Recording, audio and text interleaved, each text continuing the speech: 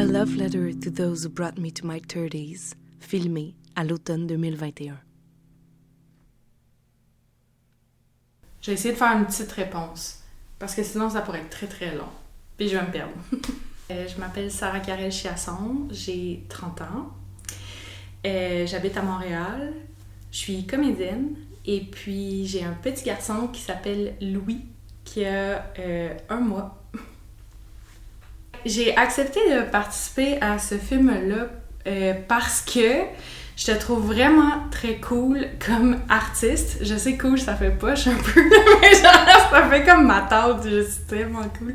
Non, mais pour vrai, je trouve vraiment que t'es une artiste intéressante, pertinente, puis je trouvais que j'avais envie de faire partie de ça parce que je trouvais que t'avais vraiment du guts de faire ça. Puis j'étais un peu jalouse parce que je me disais j'aurais dû faire ça pour mes 30 ans. Parce que mes 30 ans, c'était comme une pandémie puis un peu poche. Fait que, mon rêve d'enfance, c'est drôle parce que je trouve vraiment que ça a comme plus rapport aujourd'hui. Je voulais devenir pédiatre. Ouais, parce que mon grand-père est chirurgien généralisé. Là, il a pris sa retraite, mais il travaillait dans les hôpitaux puis j'allais le suivre beaucoup quand j'étais petite. Puis je voulais vraiment devenir pédiatre parce que je voulais travailler avec les enfants, mais aussi parce que je voulais être dans le monde médical. Ça a été une grosse déception pour mon grand-père quand il a su finalement que j'étais comédienne. Il y a eu des petites frictions dans ma famille. Là, maintenant, j'en ris parce que c'est correct, là, mais ça a été quand même comique. Fait que, ouais, si j'avais... les études pour, j'aurais fait ça. Puis surtout si j'avais pas peur du sang, des piqûres, puis des vaccins. Fait que c'est sûr et certain que c'était un non. Voilà. La question que je te poserais, c'est quoi ton plus grand regret comme dans la dernière année par rapport à la pandémie, là, tu sais? Comme, c'est quoi ton plus grand regret dans cette période de temps-là? Qui je suis à 30 ans et qu'est-ce que je fais. Donc, je suis comédienne parce que c'est mon métier. Mais je suis maman. Ça, c'est quand même quelque chose. Je pensais pas, mettons, à 30 ans, être comme maman tout de suite. Je savais que je voulais, tu sais, quand j'étais plus jeune, je savais que un jour, j'allais vouloir avoir des enfants. Mais tu sais, tu dis toujours un jour. Puis là, bam! Dans ta face. C'est comme weird, on dirait que j'ai de la misère à dire que je suis maman. Tu sais, quand je pense à une maman, je pense à ma mère. Puis je pense à ma grand-mère, mettons. Puis là, je fais comme partie de ça. C'est quelque chose. Puis sinon, c'est à peu près ça. Je dirais qu'en ce moment, c'est pas mal... Tu sais, je suis là-dedans, là, fait que c'est pas mal ça qui me définit. Mais j'ai hâte de comme passer à la prochaine étape, tu sais, de retrouver aussi la personne que je suis, autre la maman. L'art de vivre. Donc... gros statement quand même comme question, là.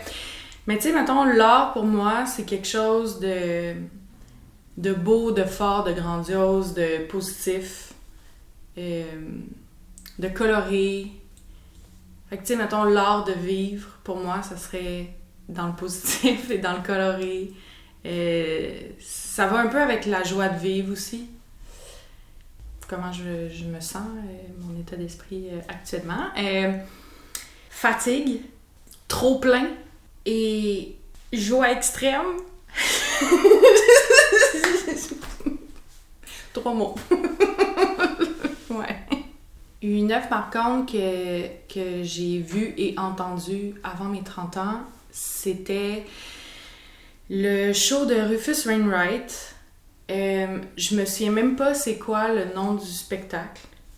C'est pas important, là, mais tu sais, c'est juste la sensation que j'ai eue. C'est lui tout seul à son piano, c'était au Théâtre Saint-Denis. On était dans une petite salle parce que, tu sais, c'est gros quand même le Théâtre Saint-Denis, mais moi je trouve que quand les gens, on est tous jam-pack, déjà cette sensation-là, on dirait que j'ai comme oublié à cause de la pandémie, là. Tout le monde était très serré. Il y avait Pierre Lapointe qui était en face de moi, fait que déjà j'étais très impressionnée parce que je l'aime vraiment beaucoup. Puis Rufus Wainwright, en fait, est juste rentré sur scène avec une énorme cape noire qui finissait pas, là, tu sais, comme elle était encore backstage, comme quand il est rentré jusqu'à son piano. Il s'est comme déposé. Puis il a juste commencé à chanter, puis je suis partie à brailler, puis j'ai pleuré en fait tout le spectacle. Puis j'étais à une période dans ma vie où est-ce que j'étais très... j'avais un gros front, une grosse carapace, où est-ce que je voulais pas montrer mes émotions. Comme là, j'étais avec mon beau-père en plus, fait que tu sais, je voulais pas y montrer comme ma vulnérabilité. Puis j'ai juste pleuré tout le long. Je le trouve vraiment sensationnel, cet artiste-là. Il a une puissance dans sa voix. Puis il a surtout une façon de jouer, surtout du piano, qui... il y a quelque chose de brouillon, malgré le fait que c'est un virtuose, tu sais. Il va se tromper, il va recommencer, il est comme dans son affaire. Puis je trouvais ça fascinant de voir un musicien comme ça, professionnel, virtuose, qui se trompe, qui recommence, qui se permet de ça. Je trouvais que ça montre à quel point que c'est un génie, en fait. L'amour, pour moi, c'est vraiment difficile à définir avec des mots, parce que pour moi, c'est comme... c'est quelque chose de physique. C'est comme quelque chose qui te sert. Tu sais, puis on dirait que je l'expérimente de ce temps-ci avec mon bébé, parce que on dirait que c'est juste comme... C'est ça, c'est dur à définir. Mais tu sais, c'est juste comme...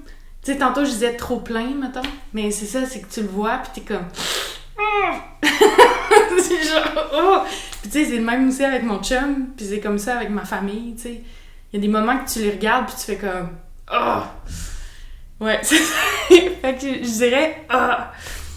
C'est ça, ouais, c'est ça l'amour. Mm. L'amitié, ça s'apparente beaucoup avec l'amour. Mais je dirais que mes amitiés les plus fortes, c'est des gens avec qui je me pose pas de questions. Puis que des fois, on peut se perdre de vue pendant un certain nombre de temps. Mais que lorsqu'on se retrouve, c'est comme si on s'était vu hier. C'est très cliché à dire, mais c'est des gens que... C'est comme si le temps, il se repose pendant qu'on se voit pas. Puis quand on se revoit, c'est ça. C'est comme si on reprenait la cassette. Puis c'est vraiment précieux parce que t'es jamais en train de te demander... Tu sais, la vraie amitié, mettons, t'es jamais en train de te demander... Est-ce qu'on s'est pas vu parce que ça? Est-ce que j'ai fait quelque chose? On s'est-tu mal compris? C'est comme, il n'y a pas de question. C'est juste comme ça. Puis c'est vraiment précieux. Ben, la famille, premièrement, tu la choisis pas, là. Elle est là. Puis, je suis quelqu'un de très, très loyal dans la vie. Puis la famille, c'est super important pour moi. Ma mère, mes grands-parents, mon père, mon frère, tout ça, là, peu importe l'ordre, ces gens-là, c'est très, très, très, très, très important. J'ai été élevée en grande partie par mes grands-parents aussi. Mes grands-parents qui sont encore en vie aujourd'hui. Je suis très, très chanceuse de pouvoir continuer à avancer dans la vie avec eux. Puis c'est ça, c'est juste trop important. C'est des gens qui sont sur ton passage que t'as pas choisi, mais c'est un amour inconditionnel. Même si des fois ils te font chier. Même si des fois, genre, tu les fais chier, ben, c'est le noyau de tout. T'sais. C'est ce qui reste vraiment proche puis qui reste possible. Que tout est possible avec eux. C'est ça pour moi. À qui j'aimerais m'excuser, c'est très facile à savoir. Ça serait à mon ex-copain. Parce que... je veux dire, ça fait quoi, mettons, 4 ans, le temps passe tellement vite. Puis, j'ai pas tout le temps été correct, mettons. Puis, c'est une relation, en fait, que j'étais un peu perdue dans le brouillard. C'était la fin de beaucoup de choses dans ma vie. La fin de l'école de théâtre. C'était la fin d'amitié à l'école aussi. C'était la fin de plein d'affaires. Puis quand c'est des gros changements dans ma vie, des fois, je jette tout pour mieux recommencer. Puis là, j'avais l'impression que je remettais en cause mon couple à ce moment-là. Parce que c'était juste la fin de quelque chose de trop gros.